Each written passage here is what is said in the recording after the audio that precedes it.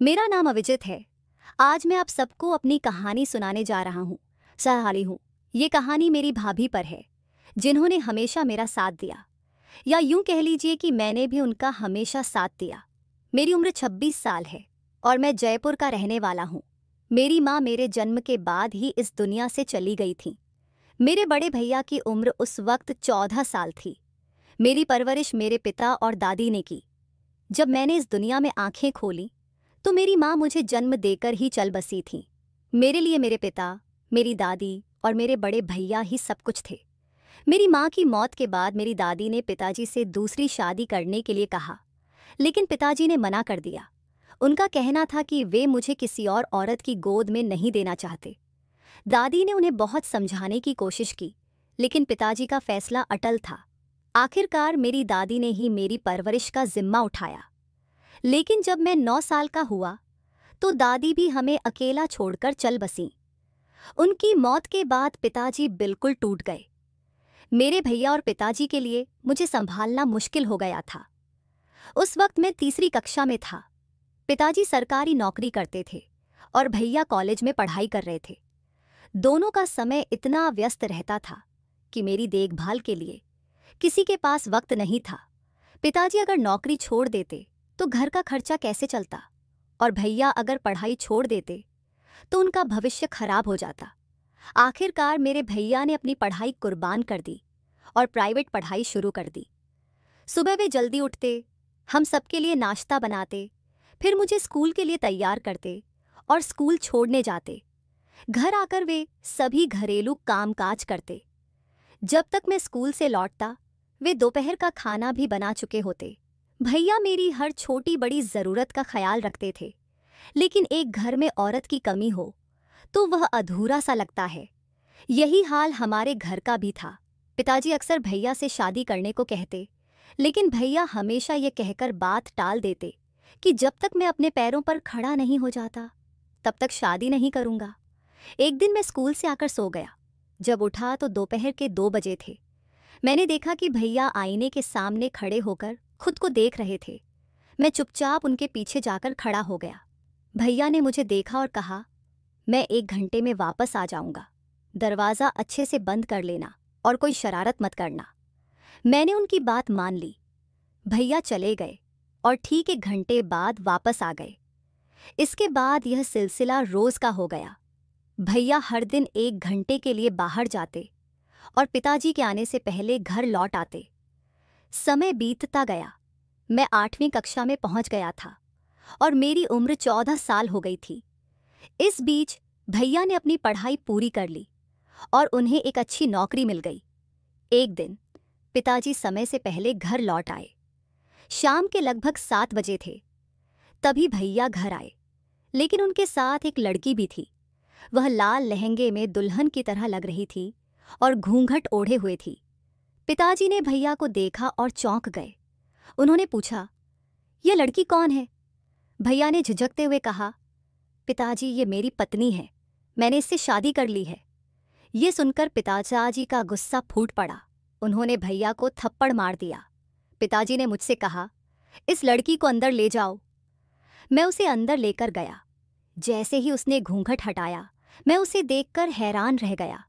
वह बेहद खूबसूरत थी और मुझसे सिर्फ 2-3 साल बड़ी थी। कुछ दिन तक पिताजी भैया से नाराज रहे। उन्होंने भैया को बहुत डांटा और कहा कि शादी इतनी जल्दबाजी में और बिना बताए करना गलत है। पिताजी ने कहा कि अगर वे बताते तो वे खुद शादी का इंतजाम करते। धीरे धीरे सब कुछ सामान्य हो गया। वह लड़की, जिसका नाम अंकिता था, अब हमारे परिवार का हिस्सा बन चुकी थी। उम्र में ज्यादा फर्क न होने के कारण मैं उसे नाम से बुलाता था, लेकिन पिताजी ने मुझे डांटकर ऐसा करने से मना कर दिया। मजबूरन मुझे उन्हें भाभी कहना पड़ा। समय के साथ भाभी ने पूरे घर को अच्छे से संभाल लिया। उनका आना हमारे घर के लिए वरदान साबित हुआ। घर में औरत की जो कमी थी वह पूरी हो गई। भैया को अब घरेलू कामों की चिंता नहीं करनी पड़ती थी। हमारी जिंदगी पहले से बेहतर हो गई।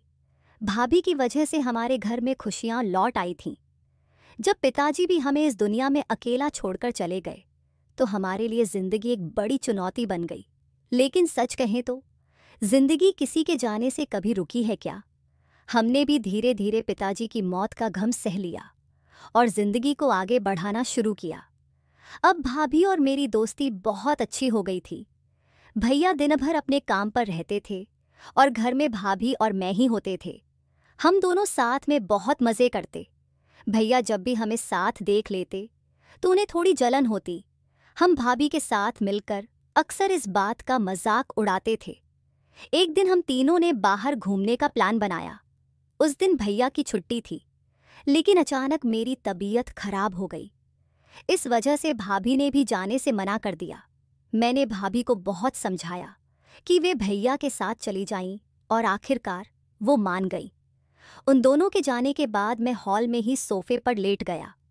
अभी उन्हें गए थोड़ी ही देर हुई थी कि अचानक दरवाजे पर जोर की आवाज़ सुनाई दी। मैं उठने ही वाला था कि तभी भाभी भाग कर आईं और मेरे पैरों के पास गिर पड़ी। मैं घबरा गया और कुछ समझने की कोशिश कर रहा था। भैया ने भाभी को खींचकर हॉल में लाकर फेंक दिया और उन पर गुस्सा करने लगे। मैं चुपचाप खड़ा होकर यह सब देखता रहा। भैया किसी सच्चाई को लेकर बात कर रहे थे, लेकिन उन्होंने मुझे कुछ नहीं बताया। कुछ देर बाद भैया गुस्से में अपने कमरे में चले गए। जब वे वापस निकले तो उनके हाथ में एक बड़ा बैग था। उन्होंने भाभी को गुस्से से देखा और घर छोड़कर चले गए। भैया ने मुझसे बात करना तक जरूरी नहीं समझा। भैया के जाने के बाद भाभी की हालत बहुत खराब थी। मैंने उन्हें उठाया और कमरे में ले जाकर बिठाया। उनकी आंखों से आंसू रुकने का नाम नहीं ले रहे थे। वह बार बार भैया को पुकार रही थीं। मैं पूरी रात उनके साथ रहा और उन्हें संभालने की कोशिश करता रहा। अगली सुबह जब मैंने भैया के कमरे में देखा तो वहां टेबल पर उनका जॉब पोस्टिंग लेटर रखा हुआ था। मुझे राहत मिली कि भैया गुस्से में घर छोड़कर नहीं गए, बल्कि उनकी पोस्टिंग दूसरे शहर में हो गई थी। मैंने सोचा, अच्छा हुआ, वरना भाभी का हाल और खराब हो जाता। अब घर में बस मैं और भाभी ही थे। भाभी भैया को बहुत याद करती थीं, लेकिन मुझे कभी उनकी याद नहीं आई। भैया के घर से दूर होने पर मैं खुश था, क्योंकि जैसा उन्होंने भाभी के साथ किया उसके लिए मुझे उन पर बहुत गुस्सा था। समय बीतता गया। मैंने अपनी MBBS की पढ़ाई पूरी कर ली। जब मैं डॉक्टर बनकर घर आया तो मेरी खुशी का ठिकाना नहीं था। मैंने अपनी डिग्री भाभी को दिखाई और कहा, देखो भाभी, मैं डॉक्टर बन गया। भाभी ने मुझे गले लगाकर मेरे माथे को चूमा और कहा, मैंने कहा था ना, तुम्हारा सपना जरूर पूरा होगा। वो दिन मेरे लिए सबसे खुशी का दिन था। भाभी ने मुझसे पूछा, अब बताओ मुझे क्या क्या गिफ्ट दोगे? मैंने हंसते हुए कहा, आप जो चाहें मांग लीजिए। भाभी बोली, चलो कहीं घूमने चलते हैं। मैंने भी मुस्कुराकर कहा, आप जहां कहेंगी हम वहीं चलेंगे। भाभी ने पहले से ही शॉपिंग की लिस्ट तैयार कर रखी थी। जब उन्होंने मुझे वो लिस्ट दी तो खूब हंसी। उनकी हंसी सुनकर मैं सोचने लगा कि कितने दिनों बाद भाभी इस तरह खुलकर हंसी हैं। उस वक्त मैंने ठान लिया कि मैं हमेशा भाभी को खुश रखूंगा। उनकी हंसी कभी उनके चेहरे से गायब नहीं होने दूंगा। मैं उन्हें देखे जा रहा था और सोचने लगा, काश भाभी की शादी भैया से न हुई होती तो शायद मैं उन्हें अपनी पत्नी बना सकता। इन्हीं ख्यालों में गुम था कि भाभी ने मेरा हाथ पकड़कर मुझे झकझोरा। मैं अचानक होश में आया और थोड़ा घबरा गया, जैसे कोई चोरी पकड़ी गई हो। भाभी ने पूछा, तुम किस सोच में हो? मैंने बात को टालते हुए कहा, आप जल्दी तैयार हो जाइए, हम बाहर चलते हैं। फिर मैं अपने कमरे में जाकर तैयार हो गया। थोड़ी देर बाद बाइक स्टार्ट की और गेट पर खड़े होकर हॉर्न बजाया। जैसे ही मैंने हॉर्न बजाया, भाभी घर से बाहर आ गईं। उन्हें आते देख मेरे मुंह से अनायास ब्यूटीफुल निकल गया। फिर मैंने घर का दरवाज़ा बाहर से लॉक किया और बाइक स्टार्ट की। भाभी मेरे पीछे आकर बैठ गईं। मैंने बाइक तेज स्पीड में चलानी शुरू कर दी। स्पीड ज़्यादा होने के कारण भाभी डर रही थीं। उन्होंने मुझसे कहा, गाड़ी धीरे चलाओ। लेकिन मैं मजाक के मूड में था, इसलिए जानबूझकर स्पीड बढ़ा रहा था। कुछ ही देर बाद मैंने गाड़ी एक शॉपिंग मॉल के सामने रोक दी। भाभी का हाथ पकड़कर मैं उन्हें अपने साथ मॉल के अंदर ले गया। वह पहले भी यहाँ आ चुकी थीं, लेकिन घर से बाहर आते ही उनका आत्मविश्वास कम हो जाता था। मेरे साथ रहने पर उन्हें हमेशा हिम्मत मिलती थी। जैसे ही मैंने उनका हाथ पकड़ा, उन्होंने भरोसे के साथ कसकर मेरा हाथ थाम लिया। हमने मॉल में जमकर शॉपिंग की। उसके बाद यूटिलिटी स्टोर पर गए, जहां कुछ पानी की बोतलें और खाने का सामान लिया।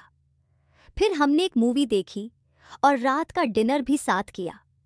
दिन भर मस्ती करने के बाद हम बाइक पर घर के लिए निकल पड़े।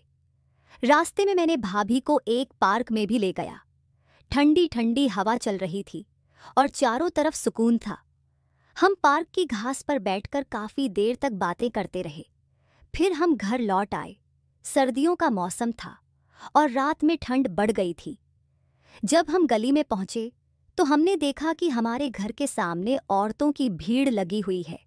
यह देखकर मैं और भाभी दोनों चौंक गए। मैंने बाइक रोकी और भाभी ने डर के मारे मेरे कंधे को कसकर पकड़ लिया। लोग हमें घूर रहे थे और फुसफुसाकर बातें कर रहे थे। जैसे जैसे मैं उनके पास पहुंचा, उनकी बातें साफ सुनाई देने लगीं। एक औरत कह रही थी, हे भगवान, ये लोग कितने बेशर्म हैं, देवर भाभी के रिश्ते को भी बदनाम कर दिया। दूसरी औरत ने कहा, बेचारा लड़का तो भोला है, लेकिन ये औरत चालाक है। पहले पति को फंसाया, अब देवर पर डोरे डाल रही है। ये बातें सुनकर मेरा खून खौल उठा, लेकिन मैंने खुद को संभाला। मुझे भाभी की चिंता थी, जो मेरे सहारे ही घर में जा सकती थी। मैंने भाभी का हाथ थामा और उन्हें घर के अंदर ले जाने लगा। तभी एक औरत ने कुछ ऐसा कहा जिससे मैं बुरी तरह गुस्से में आ गया। भाभी इस सब की वजह से बेहोश हो गईं। मैंने उनकी हालत देख किसी की परवाह किए बिना उन्हें गोद में उठाया और घर का दरवाज़ा बंद कर दिया। मैंने भाभी को उनके कमरे में लिटाया और उनके पास बैठ गया। मेरा मन घबरा रहा था कि मोहल्ले वालों ने हमारी खुशियों को खत्म कर दिया। भाभी धीरे धीरे होश में आने लगी। वह पानी मांग रही थीं। मैंने तुरंत जग से गिलास में पानी डाला और उन्हें पिलाया। भाभी को थोड़ा सुकून मिला। फिर मैं किचन में गया और खाना गर्म करने लगा। मेरे दिल में बार बार यही बात आ रही थी कि सब कुछ मेरी वजह से हुआ। मैंने उन्हें खुश करने की पूरी कोशिश की थी, लेकिन यह दिन उनकी तकलीफ का कारण बन गया। अब मुझे कल का डर सता रहा था। मोहल्ले के लोग न जाने और क्या क्या कहेंगे, लेकिन मैं ठान चुका था कि जो भी हो, मैं भाभी का साथ नहीं छोड़ूंगा और उन्हें हमेशा खुश रखने की कोशिश करूंगा। मैंने भाभी की कोल्ड ड्रिंक में नींद की गोलियां मिला दी थीं। किचन में जाकर मैंने नींद की दवाइयों का डिब्बा निकाला और उन्हें ड्रिंक में मिला दिया। फिर मैंने उन्हें खाने में भी मिला दिया। खाना खाने के बाद भाभी को बहुत आराम महसूस हुआ। मैं गौर से भाभी की ओर देखता रहा और फिर उठकर अपने कमरे में चला गया। अगली सुबह जब मैं उठा तो देखा कि भाभी किचन में काम कर रही थीं। वे बहुत ही सुकून के साथ नाश्ता बना रही थीं। मैं उनके पास गया, उन्हें गुड मॉर्निंग कहा और उनकी तबीयत के बारे में पूछा। कुछ देर तक बात करने के बाद मैं डाइनिंग टेबल पर जाकर बैठ गया। मैंने सोचा, अच्छा हुआ कि कल रात मैंने भाभी की ड्रिंक में दवाइयाँ मिला दी थीं। अगर ऐसा न करता तो न जाने क्या होता। शायद भाभी पूरी रात परेशान रहती और रो रो कर अपना बुरा हाल कर लेती। मैंने टीवी चालू किया और न्यूज़ देखने लगा। तभी अचानक दरवाजे की घंटी बजी। घंटी की आवाज़ सुनकर मैं सतर्क हो गया। मुझे पता था कि मोहल्ले वाले इतनी आसानी से शांत नहीं बैठने वाले, लेकिन यह नहीं पता था कि वे इतनी सुबह आ धमकेंगे। मैंने दरवाजे की ओर देखा और सोचा कि आज उनसे साफ साफ बात कर लेनी चाहिए। लेकिन इससे पहले कि मैं दरवाज़ा खोलने जाता, भाभी ने दरवाज़ा खोल दिया। मोहल्ले की औरतें घर के अंदर आ गईं और कल वाला तमाशा फिर से शुरू हो गया। भाभी चुपचाप उनकी बातें सुनती रहीं, लेकिन जैसे ही उन्होंने मेरा नाम लिया, भाभी उन पर टूट पड़ी। मैंने हैरानी से भाभी की तरफ देखा। वे बहुत तेजी से औरतों को जवाब दे रही थीं। उनकी बातों ने सबकी बोलती बंद कर दी। कुछ ही देर में वे औरतें मायूस होकर लौट गईं। भाभी ने दरवाज़ा बंद किया, खुद को शांत किया और पानी पिया। फिर उन्होंने मुझे नाश्ता परोसा। नाश्ता करने के बाद मैं अपने कमरे में चला गया। थोड़ी देर बाद जब मैं बाहर आया तो देखा कि भाभी मेरे मोबाइल से किसी से बात कर रही थीं। यह देखकर मेरे होश उड़ गए। मुझे अचानक याद आया कि मैंने कितनी बड़ी लापरवाही कर दी है। अब भाभी को मेरे बारे में सब पता चल चुका था। मुझे समझ नहीं आ रहा था कि अब क्या होगा। भाभी ने जैसे ही बात खत्म की वे मुझे घूरने लगीं। मैं बुरी तरह से घबरा गया। झूठ बोलने का कोई फायदा नहीं था, लेकिन सच बताने की भी हिम्मत नहीं हो रही थी।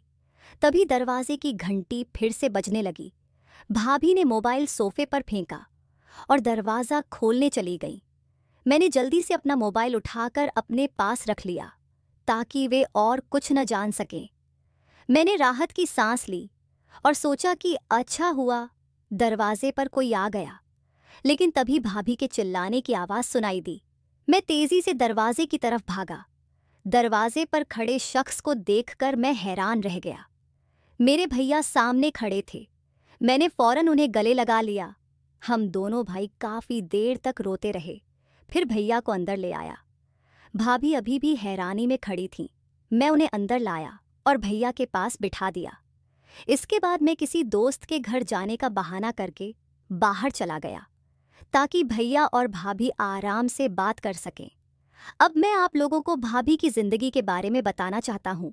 मेरी भाभी का जीवन बहुत दर्द भरा रहा है। वे बचपन से अनाथ थीं। जब वे 5 साल की थीं तब एक अमीर परिवार ने उन्हें गोद ले लिया। शुरुआत में सब कुछ अच्छा चल रहा था। भाभी उस परिवार के साथ खुशी खुशी रहने लगीं। लेकिन जैसे ही वे जवान हुईं, उनके जीवन में मुश्किलें शुरू हो गईं। उनकी सुंदरता की वजह से उस परिवार के कई सदस्य उनसे जलने लगे, खासकर उस परिवार की बेटियों की माँ। जब भी परिवार की बेटियों के रिश्ते आते, लोग भाभी को पसंद कर लेते और उन बेटियों को नकार देते। यह बात उनकी माँ को बर्दाश्त नहीं हुई। एक दिन उस महिला ने भाभी को किसी बहाने से घर से बाहर ले जाकर उनके मुंह पर क्लोरोफॉर्म लगाया। भाभी बेहोश हो गईं। जब उन्हें होश आया तो उन्होंने खुद को एक कोठे पर पाया। वह महिला अपनी बेटियों का बदला लेना चाहती थी। उसने भाभी को कोठे पर बेच दिया और घर वालों से झूठ बोल दिया कि भाभी कहीं गायब हो गई हैं। भाभी का बचपन बहुत कठिन रहा, लेकिन अब उन्होंने अपना जीवन संभालने की ठानी है। भैया ने उन्हें सहारा दिया और दोनों ने अपने रिश्ते को फिर से मजबूत किया। मैंने भाभी को भैया के पास छोड़ दिया ताकि वे अपनी जिंदगी को नई शुरुआत दे सकें। मैंने उसे ढूंढने की बहुत कोशिश की, लेकिन वह मुझे कहीं नजर नहीं आई। भाभी के सौतेले माता पिता ने भी उन्हें हर जगह ढूंढा। उन्होंने पुलिस में रिपोर्ट तक दर्ज करवाई, लेकिन भाभी का कुछ भी पता नहीं चला। सच तो यह है कि भाभी की सच्चाई के बारे में मैं पहले से ही जानता था। मुझे पता था कि भाभी एक तवाइफ थीं। मैंने उन्हें एक बार बार में देखा था। हालांकि मुझे यह नहीं पता था कि भैया से उनकी मुलाकात कैसे हुई और वे भाभी को शादी के बाद घर कैसे ले आए। भैया को भाभी की असलियत का पता उनकी शादी के बाद चला। जिस दिन भैया ने घर छोड़ा, उस दिन उन्हें सच्चाई का पता चल गया था।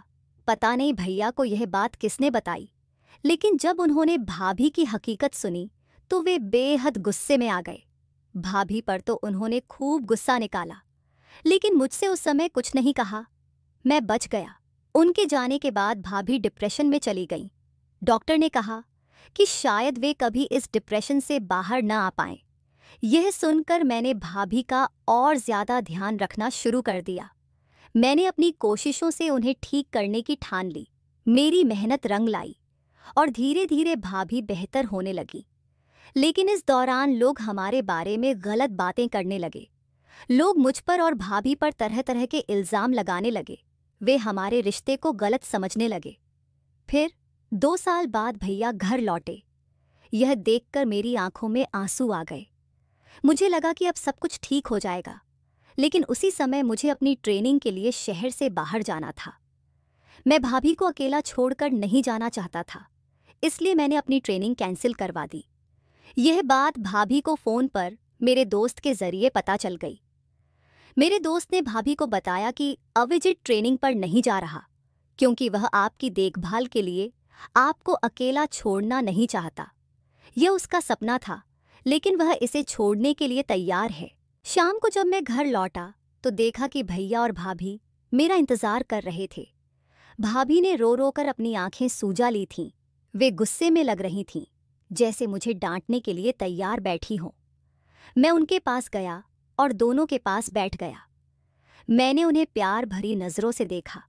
मेरे लिए भैया और भाभी माता पिता जैसे थे। भाभी ने मुझे हमेशा सगी माँ जैसा प्यार दिया। मैंने भाभी को कभी अकेला छोड़ने का इरादा नहीं किया था, लेकिन अब भैया घर लौट आए थे, इसलिए मैं निश्चिंत हो गया। भैया और भाभी ने मुझे समझाया कि मुझे अपनी ट्रेनिंग पूरी करनी चाहिए। उन्होंने कहा, तुम अपनी ट्रेनिंग पर जाओ, किसी भी चीज़ की ज़रूरत हो तो हमें ज़रूर बताना, हम हमेशा तुम्हारे साथ हैं।